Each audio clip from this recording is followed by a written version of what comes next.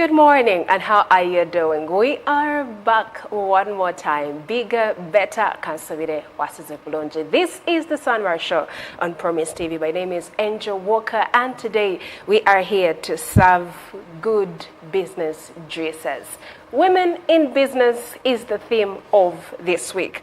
I would like you to join us in this conversation. We'll call number 0 ana atano nkaga okutweyungako mumboze eno jetuina amacha galero olunako olwalero tugenda kuba tugenda buziba waliwo omukyala. She is transforming the narratives and also the business space when it comes to refining cashew nuts and also, cocoa. Yes, she is making chocolates. She is making drinking chocolates, and also what other things she is doing.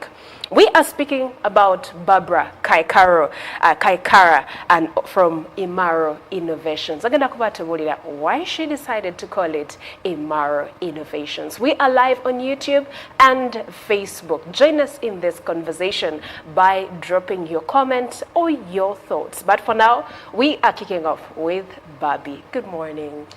Good morning. How are you doing? I'm okay. How are you? Look at you. What's in the kidaka you going in video? What's Tadewa? Nazijako. Kurachi. I had a lot of stress. Oh, sweetheart. Field, so utukakasera no unga top chabi take the yes, so I decided ngamba nedda oba mutoke gunno mo watiti. I was like, let me just trim off my hair. But how has it been since you cut off the hair? It has been the same almost. It has been the same. Stress take end a day. If you have obo inacho goba surely tesobola kale kendera mu koko naye obanga wakatandika ebintu biba byangu bibeera bizibu mu naye kimanyi nti wanyumye Alexima. Well, it is a lovely time, Barbie. Thank you. And, you are one of those women that are transforming the economic sector of this country. And twagala kubanga tukwebaza nalabye nenabanga oli mu chocolate, oli mu this and that. Nangamba, wow. Yes, how did this all start? Did you fall in love with it? Not really. I didn't see myself being self-employed. Wali 9 to 5. I remember waliwo baddekaawo omuntu n'akusuubiza omulimu n'ova mu kyalo n'ojja mu kibuga ng'ozze kola ate n'otuuka mu kibuga oli n'ajjako essimu ate nga n'ewaka tosobola nakusiibulayo wasiibulayo toyinza nabbagamba nti munange omulimu tegukyaliyo kyokka nga bakuwa renti ne bakugulira ebyokutandikirako like there is no osasudde na rent wa myezi 3 togenda kuba essimu ewako bagambe bannange omulimu teguliyo. Yes dear. So nali ndi awo nzija nange omusajja yansuubiza omulimu okutuuka nga omulimu teguliyo. I think yali naye yeeyiiya. By the way simunenya. I'm very happy to chat lwakuba nanyiigamuko naye sijjukira kaaba mbeera awo naye kyannumamuko naye nga ngamba I think guno omulimu tegwali gwange. Manyi waliwo akaseera wobeera awo nga you've applied for a job, it is even online, someone interviews you online, tomulabanga nako, you keep talking online, nakugamba omulimu gyeguli, n'ojja mu kibuga naye nga there are those moments where you have that instinct n'ogamba amazima gali nti omulimu teguliyo naye mpulira ekyalo nkikooye. Kanzije nja kuyiya. But I had that faith that I'm coming, nobanga ntandise naye ndaba ninako wengenda njafunayo omulimu omulala. Kaikara ng'ovaawo erinnya nga liwooba. Erinnya lya jjajja wange naye nali nvajji. It means to settle. To settle. Tusimbule nno. So nave ewaffe ejjinja mami wange abeera Jinja naye siri Musoga but I grew up from Jinja. So coming to Kampala to come and work mulimu tegwaliyo. Mbeerawo munnange. Did reality hit and you say Kampala bweti bweri? By the way, I think simanyi naye to me it was God. What you? Kuba we natuukira omuntu omukyala before naye mbeera n'ensenga wange my auntie n'afuna omulimu n'avaawo n'addayo mu kyalo. So gye twali tubeera gye nadda netandika okukola ki okupangisa. So omukyala yaliwo nga maid wa auntie wange. She's the one again who was taking care of me. Ngakeera ku makya n'aleeta ekyenkya ssaawa 7 n'aleetawo olweggulo n'aleeta olusajja n'ayomba bannange nze enkoyo situla emmere okuleetera olina okujja waka oli emmere bannange Sima, I don't know what's wrong with you but olina okujja nze enkoyo okusitulanga emmere okusala ekkubo okuleeteranga emmere. She was there for me. Oh my God. So mba ndi awo ne ndowooza ka business because I remember I tried looking for jobs nga ntwalayo nali nina omukisa ntwalayo leero empapula bati enkeera nga bampita okujja kukola naye wentuula wansi ne ndowooza ku musala gwe bagenda kumpa nga simalaako. You have to parent, you have to eat, transport obanga obigassegasseemu amazima gali nti wandibirese n'osigala ewaka. So nagezangako ne bigaana. So I remember my first business was liquid soap. Yes. Natandika, I remember Oroganya kusomeseza liquid soap. Nali mmanyi omukola auntie wange yali akola liquid soap. Actually, she used to train people how to make liquid soap. Yes. Nentandika okukola liquid soap. I remember someone asked me, naye obeera ku omanyi these WhatsApp groups. Naye obeera ku WhatsApp groups saawa yonna ekiro kyonna kyonna oba kuwoli. N'emisana like towummula. Tokola. Nange sikola. Weetaaga sente mmeka okukola business. Trust me, I never had that in my mind that I would ever do a business in my life. Oh, sweetheart. So I didn't want to waste the person's money. Ne mugamba netaagayo $5,000. Nangamba $5,000. Ngamba ngaizo just ozogedde kivudde mu mutwe. Jamba ku mutwe like saagala kono na sente zo. Yeah, and your time. Nakwata, the guy was in the UK. Nakwata screenshot. Nagenda online nanoonya $50,000. That's converting. Na screenshotting. Nazimpereza. Nangamba otegeeza zino ngamba iye. Nangamba bumeka konze kamu. Nangamba olima konze one is enough. Nangamba which business? Nemugamba liquid soap. Barbara. Nga simanyi bigenda how much will it even cost me? Nga simanyi. Barbara. Nangamba ngenda kwa $10,000 I'm going to dapa nangamba neyanziza. Or what's running in your mind? Nainoonya mulimu. Yes. I didn't see myself starting up a business. Yes. Olinza wali submission and application. Thank you. Naye era nga bampita nga nkeera ku makya nengenda ntwalayo empapula enkeera ne bampita. Naye nkolayo ennaku nga 2 nenvaayo oba lunaku lumu nenvaayo. Kati munnange nampa sente enkeera ku makya nnyo nengenda mukiku ne actually I remember calling my auntie ne mugamba I want to make liquid soap nampeereza ingredients. Nangamba kino naye nga naye kenyini tamanyi nti nonkola ki ye business gyengenda kola waka bonna abali bamanyi nkola bonna. That was tough. Bonna, even my mom, whenever she could call during daytime nga simukwata oluusi bamukwata I'm very tough nengamba mirekera naawe kunkubira ensimu emisana bosi wange tayagala njogere ku ssimu naye nga saagala mumalamu. You are a strong lady, Barbara. Well, there's that moment whereby omanyi gy'ova. So I didn't naye saagala mmalamu mami maanyi kuba she has pressure. Ate kati ntandika omugamba we only 2 people. Me, actually we are only 2, me and my young brother. Yeah. So nga saagala mmalamu amaanyi nga mmanyi we mugamba tewali mulimu agenda ngamba komawo ewaka tutuule. Tojja bbulwa kyakulya. You come back home. And the truth is naye sobola kufa njala nga ndi waka. Yes. So munnange nengula liquid soap nakeera ku makya saa 12 nengenda nengula ingredients nembireeta nentabulawo liquid soap. I remember I used the 62,400. Wow. Kuliko n'obudomola bwa 5 litre. I bought 12 jerrycans. By then the prices of those chemicals were a bit low. Yes. Nembigula nembireeta nembitabula by ssaawa 7 nali mmaliriza nembipostinga mu those WhatsApp groups because I need to. Yes. Nembipostinga mu group. Guess what? In less than 30 minutes people had already ordered. You're such a blessed person, eh? And they were ordering and there were 3 more orders that came up. Like ngamba okay. Olunaku ne papa nengenda mu kibuga genda tuukayo saa 12:30 baali bagaddewo. Nenkomawo enkeera. That's how I started my journey. Mpola nga postinga liquid soap nga people used to buy. So buziwe bwajjira. Enamala nga wiiki emu nga tebaguze I could feel low.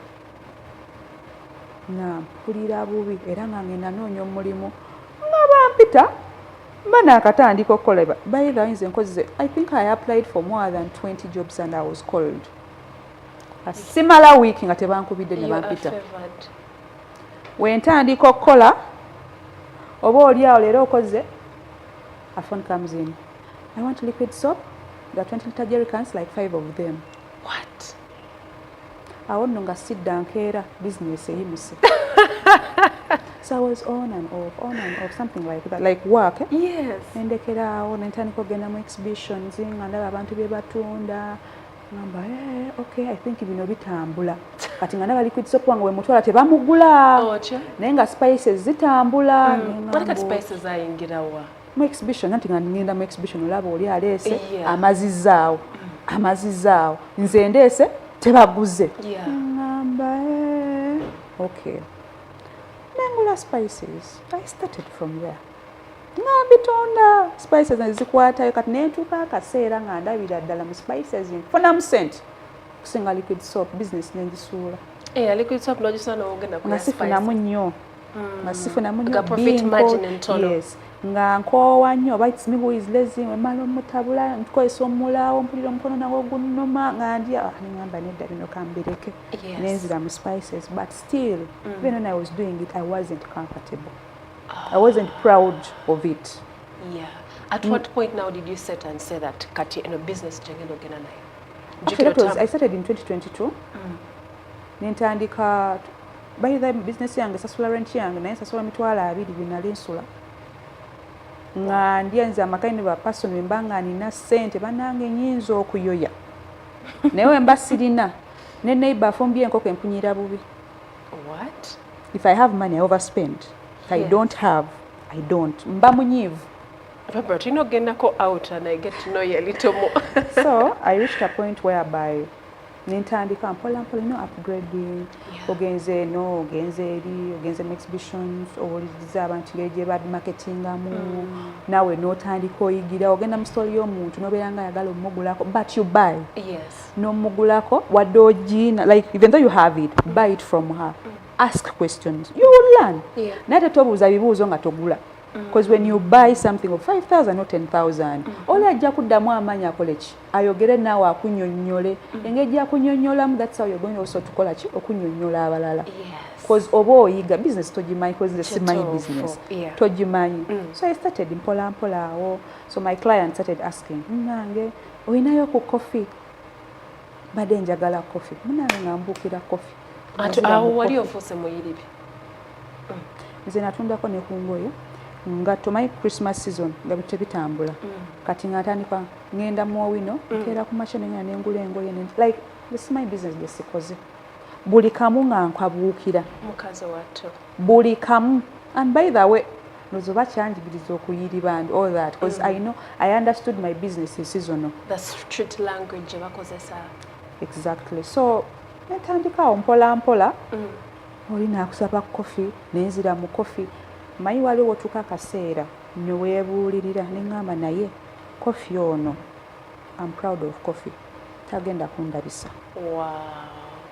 Nentandika kati postinga coffee ku status yange WhatsApp ninabe nali postinga naye nga bamu mba blockinga sagala kumala otambudde business ezenjawulo zikoze quietly. Weebale nnyo.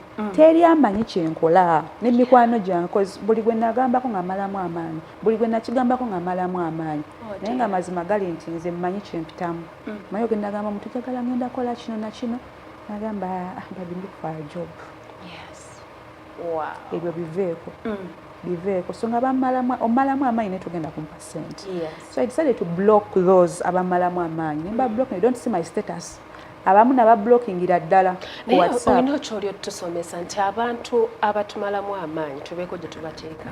Besonyiwe. Wow. Because they are the very people with time abagenda kudda ati nga baagala obayambe. Yes. Because my phone is far. But then I have 252 contacts, 50 to 54 contacts that are blocked from WhatsApp. What? Nenga simu we talk. Omuntu ankubye naye WhatsApp. Tojja kundaba. Saagala olabe byempitamu oba byempostinze oba where I've reached saagala olabe. Oh dear. ogenda posting ekintu mutagenda kumalamu amaanyi.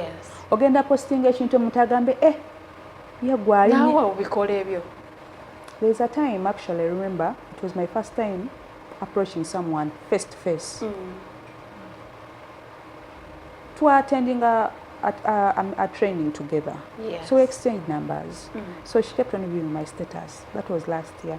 But we alabanga ninya nnyo ennyonyi. Kuno yangamba. You know, Barbara, today we had to talk about the cashew and the cocoa. But with the direction you've taken us, I want us to take that direction. Maybe cashew and cocoa to jajogerako on another time.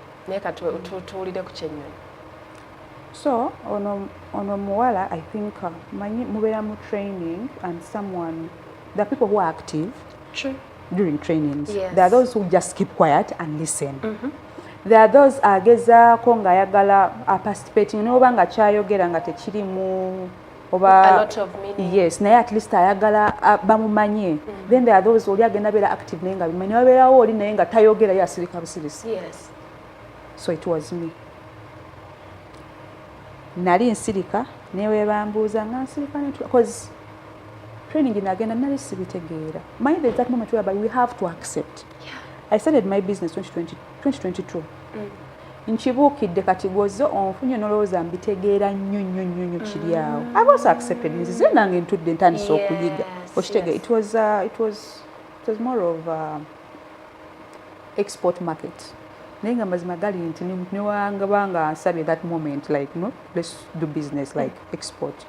Sisobola nja kubuulira amazima. So me at certain class listening. Kati ndoza yandabamu nga oba talina kiddako oba yandabanga. Yes. So wayitawo ebbanga ttono. Actually the following week nalabanga postings on my status from Ethiopia, from Rwanda, ngende Zimbabwe. Nampeereza n'aŋŋamba ma nnaku zino okolera ddala delivery.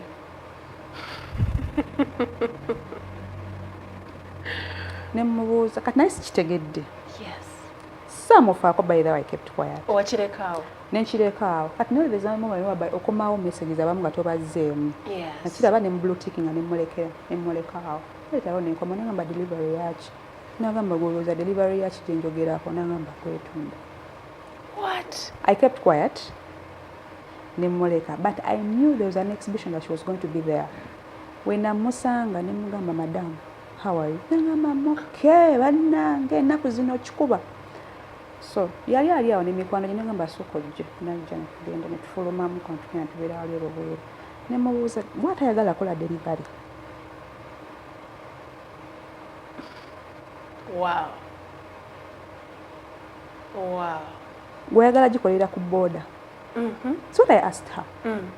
Because we are chingambe ekyo saakifaako like nze saakifaako kati gwe nali ntudde naye namugamba kati laba ono bakati oba biki byategeeza nagamba totegere kyagamba babbi ekikakasa konze you know the meaning of delivery konze nagamba gambe ogenze kwetunda weetunda nemugamba olima nagamba abuuzaako muntu mulala. Oh dear. Kyannuma.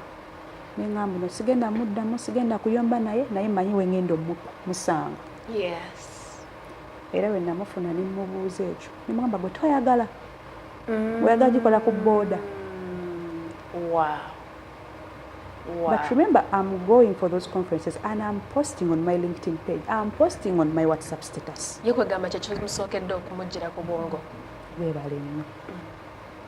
And even recently when ono muwala abadde ku TikTok nga agira, someone came into my inbox nangamba baby how are you? Nangamba amuke naku zino ng'oludde nga totambula nengamba munange nsabira tomanya so monitoring speed nga ziri awo nengamba tomanya mwezi gujja I'm expecting nina ka conference that I'm expecting I may go. Nangamba tobanga naawe okolanga Diana Skies alioliko namuweereza emoji n'enseka nemulekera. So there are people in our lives nga tebalina kumanya the progress. Kati onebanga waliwo akaliwo, there's an opportunity somewhere. I cannot call her I cannot oli newaŋŋamba nti nno mpeereza abantu abali mu kofi oba abali mu koko abali mu ki oba kindly help me forward me maybe the names of entrepreneurs to inner training. I cannot. Yes. Actually, I rather recommend a stranger. Oba nembuzo omuntu omanyi nga bayira woina sister gwe simanyi atayina na namba yange. I'm sorry, Barbara. To go for that than me recommending someone that I know. Yes. Anyway, chirumamuko, though also mu business and you can't do business alone. Yeah. You need partners. You need friends. Social network. Exactly. Obetaaga wadde oluusi batumalamu amaanyi naye obetaaga. True. Naye ate ani oyo gwe weetaaga? Who is that? You know, I'm looking at you and looking at how very inspiring this story is. It's not even just a story, Kubanga. I had to be very sensitive enough to understand the message of what we need to learn.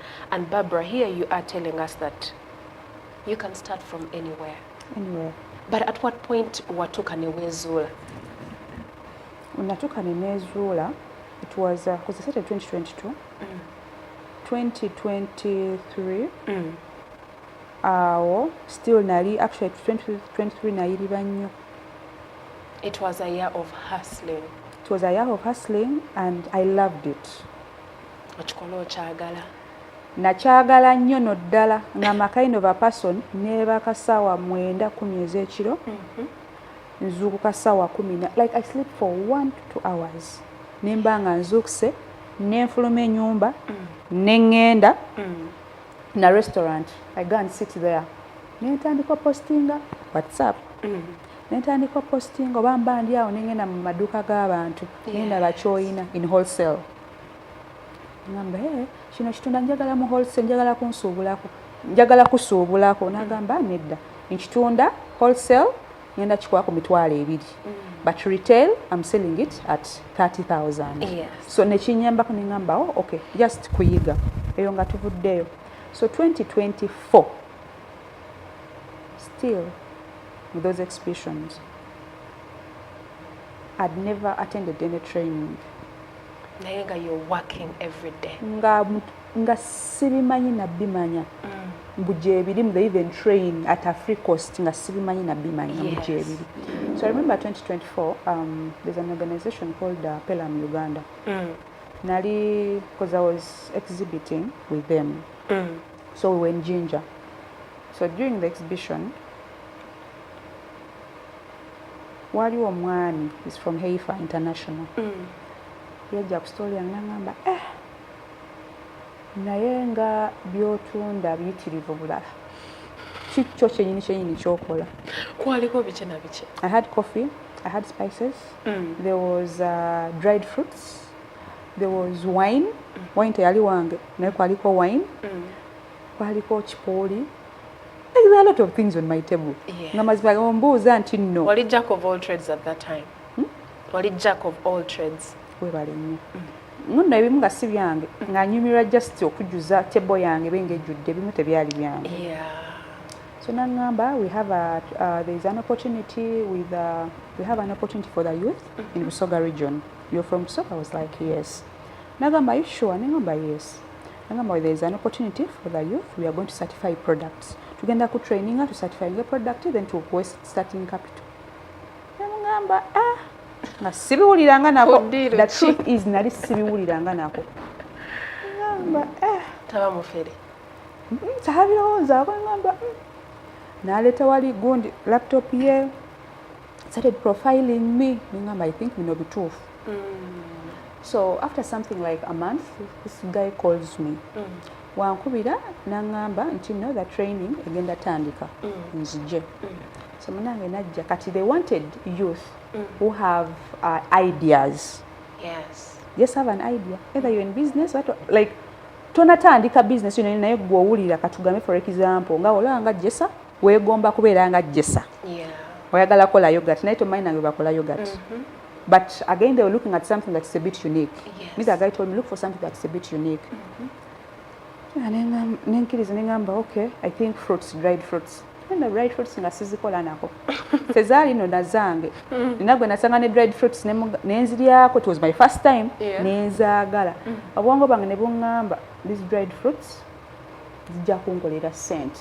Yeah. Era nasabina nange was like dried fruit. Nangamba okikakasa olina akatale nengamba yisha akatale bwekali nja kuyiiya akatale ko bwekali kyoyagala konze ye kyempulira njagala. So he calls, then after something like a month they called us. We were many. We went for the boot camp, ne batu training. They trained us for 3 days. So after that training ne batugamba kati buli omu ajje ne business idea ye ojja mu maaso otubulira idea gy'olina, the problem that you're solving, your business plan literally, your clients, your target market, byonna byogereko. Remember we just had fruits. Kati saawa ezo obwongo nga busoma. That 3 days weesera njize. I swear I loved it. Natuka mu maaso nze yali akoze fruits ne zivaako. Ne magamba me I'm going to do, because they told us we want something that's unique. Ne magamba I'm going to do coffee wine. Ne bagamba nedda wine takes over 2 years. Tetugenda kikola twagala ekintu nga tugenda kitandikako we certify your product. Yes. That was 2024. Ngamba ngamba baganirawo wine. More seconds, just not even a minute. Ngamba okay. Coffee Molondo juice. Everyone buli yaliwo nakuba mu ngalo everyone like Coffee Molondo juice. Exactly. I'm nagamba ye. Wow.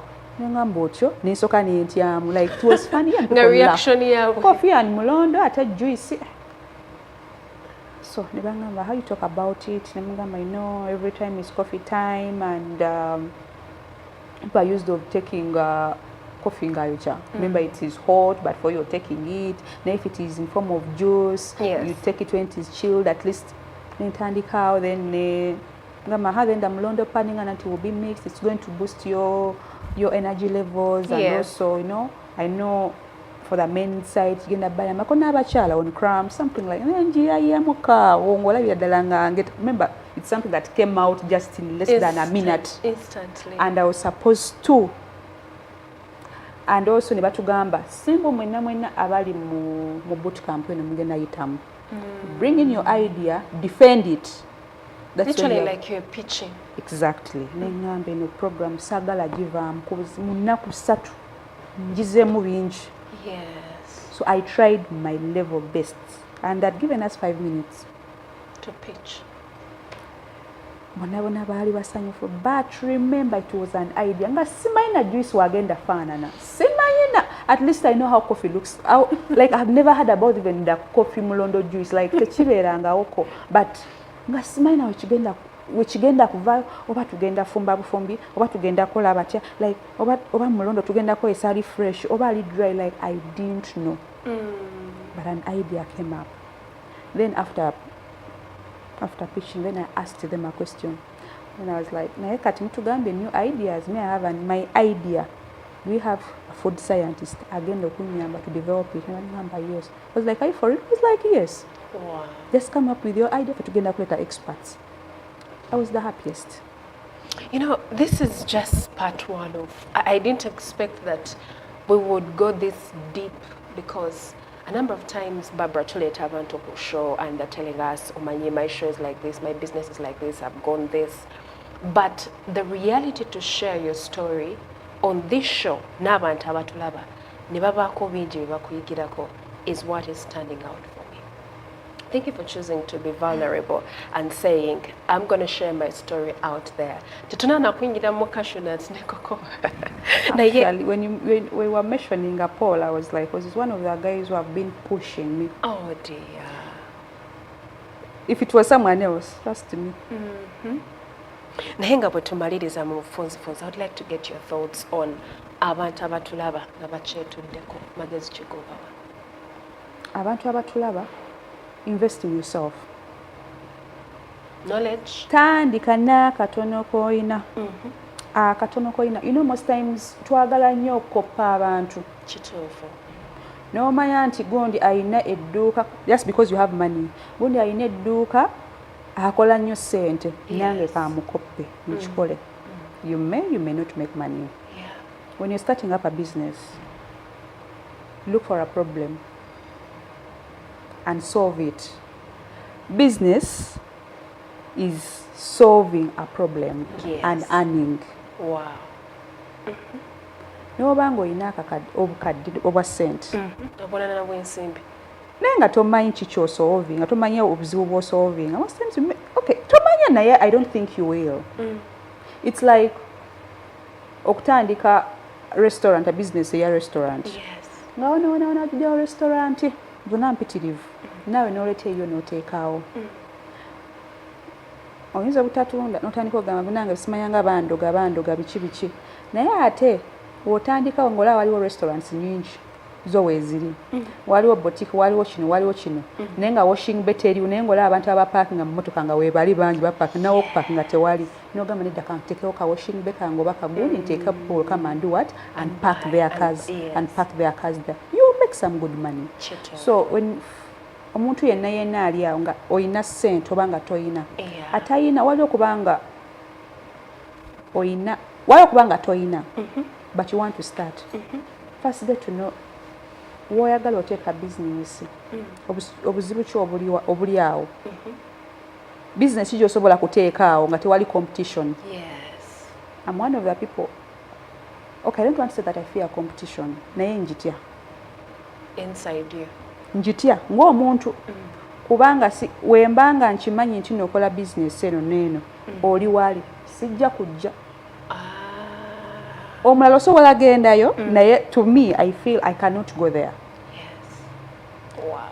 Reason being oyinza okubanga ekintu kyokozi ntanyo gamba omuntu okubuuza abantu business egaanyi naye yiyo eva ebeegaanyi January to December egaanyi. What are you not doing right? My business is seasonal by the way. They always tell people when kids are going back to school bannange zisikola sales era sitawaana kupostinga sitawaana genda mu exhibition mbeera wewaka koze yange nagitegera nti abaana bange baddayo ku ssomero sikola sente. Si mubi, okay, I know it is a bad mindset but to me I understand.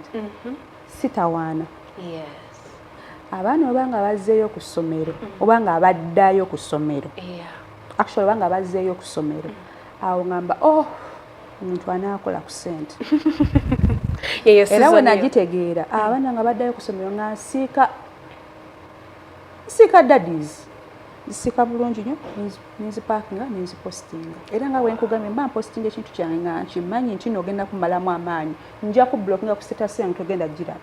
I like that. Abantu abasinga babeere nga bagumira comments. Sigenda kumala weeks 2 oba weeks 3 oba mwezi mulamba nga nkimanyi wano wetutuuse business egaanyi nasula njalo bangenda kudda kumusabiriza gw'osabiriza era agenda kulangira munange sobola kuwa akasente kubanga gundi yazimpozi yewozeko nange siina sente eyo babbi namuwa sente nangamba mu wiiki agenda kumpa sente zange naye teyazimpa. You're going to go and tell people everyone. Very sure. Wow. Naye Barbara nze bwenti wenteesa. We have had part 1 of this. Naye bwe tukomawo twagala otubuulire waki wagiyita Imaro Innovations.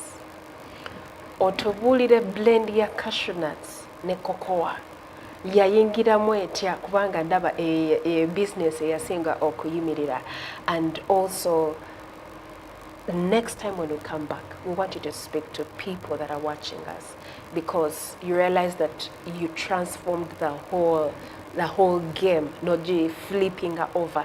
No gamba, this is the direction I'm going to take. No tegera season yo, no tegera ne color chase kolera, and the branding and the marketing. But for now, I just want to say thank you. Any big shout outs before we sign out?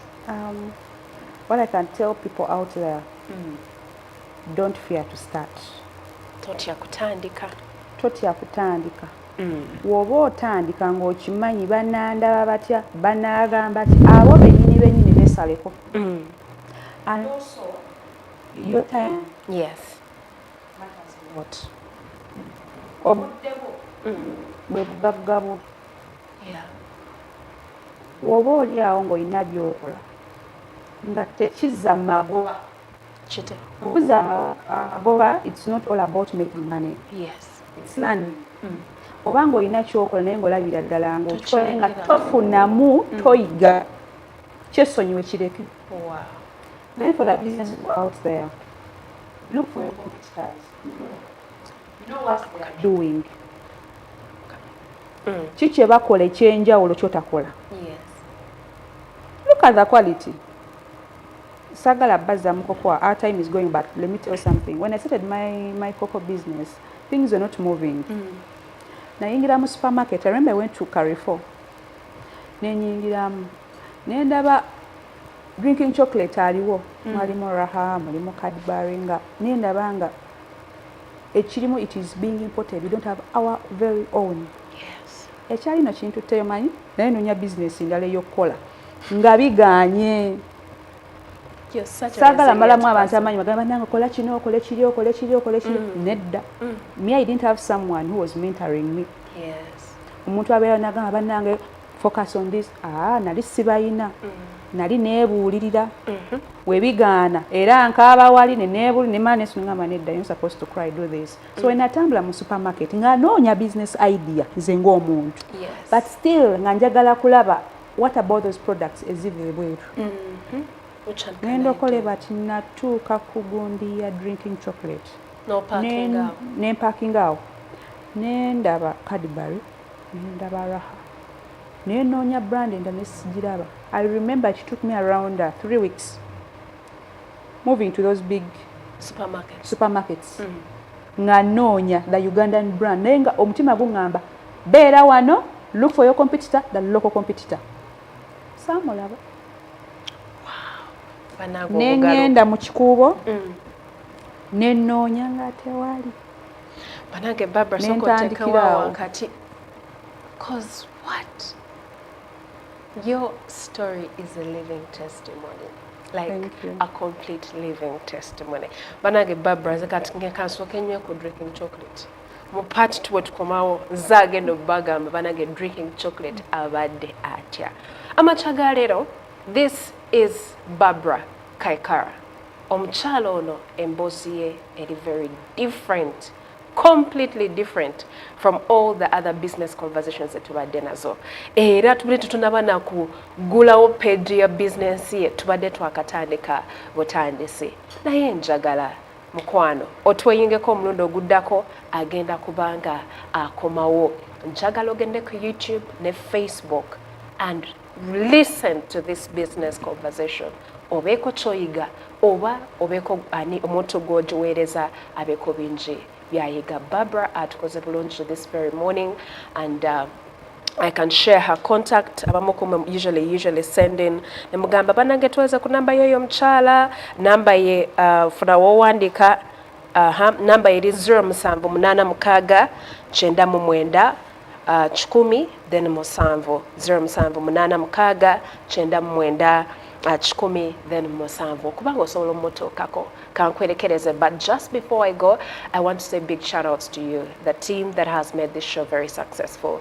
Vincent Odipio, Regan Rukundo, and Fonita Nakabuye. Kankwerekereze. Coming up is the prayer gets. Bye bye for now. See you tomorrow.